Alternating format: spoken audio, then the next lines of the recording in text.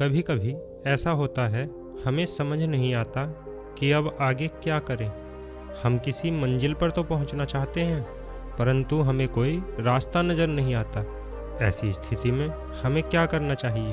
अगर आपके मन में भी यह प्रश्न है तो गौतम बुद्ध के जीवन की यह कहानी आपको ज़रूर समझनी चाहिए। यह कहानी उस समय की है जब सिद्धार्थ और यशोधरा माता पिता बने थे।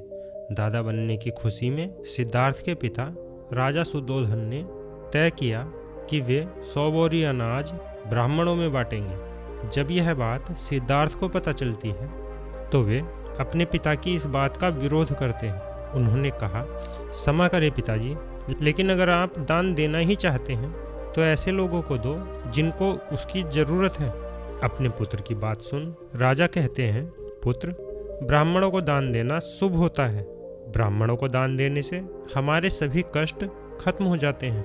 सिद्धार्थ कहते हैं, क्षमा करें पिताजी, परंतु मेरा आपसे एक प्रश्न है।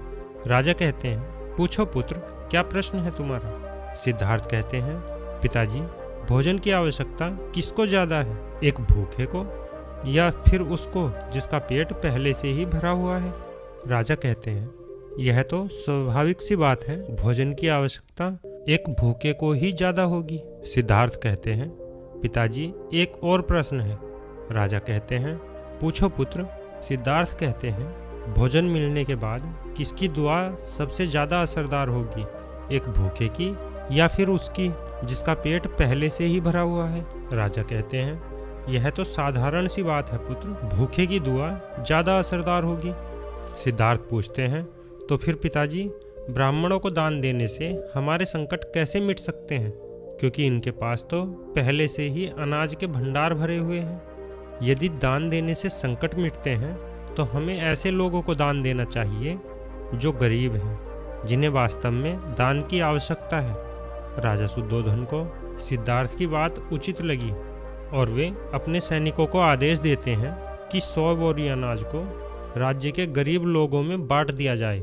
सिद्धार्थ खुद सैनिकों के साथ अनाज बांटने के लिए जाते हैं। आपको एक बात समझनी चाहिए कि यह वह समय था कि जब राजा सुद्धोधन को यह लगने लगा था कि उन्होंने असित मुनि की भविष्यवाणी को गलत साबित कर दिया है। उन्हें यह विश्वास होने लगा था कि अब उनका पुत्र सन्यासी नहीं बनेगा, क्योंकि अब सिद्धार्थ का विवाह भी हो चुका था और वे पिता भी बन चुके थे। जैसे जैसे सुद्धोधन का विश्वास गहरा हो रहा था कि अब उनका पुत्र बैरागी नहीं बनेगा, वैसे वैसे सिद्धार्थ के सामने जीवन के वे सत्य आते जा रहे थे जो उनसे अब तक छिपाए गए थे।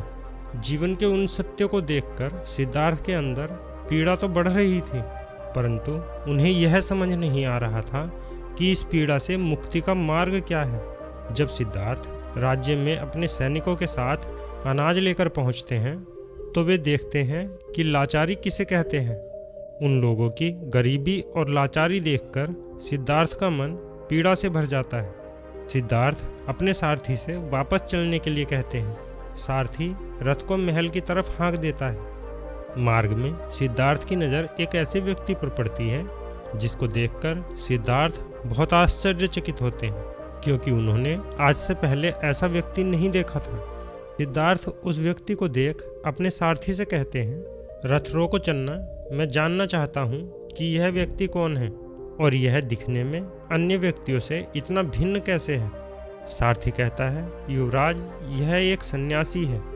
युवराज कहते हैं, सन्यासी?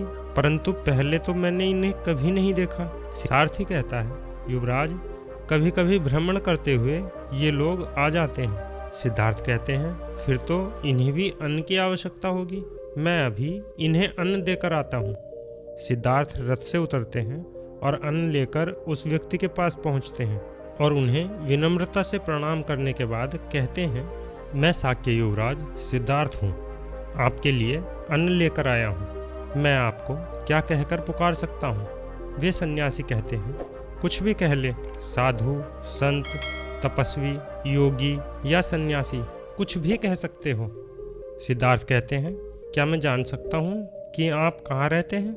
वे सन्यासी हंसते हुए कहते हैं, ये सारा संसार ही मेरा घर है। सिद्धार्थ पूछते हैं, और आप काम क्या करते हैं? वे सन्यासी कहते हैं, काम तो संसारी करते हैं, सन्यासी नहीं।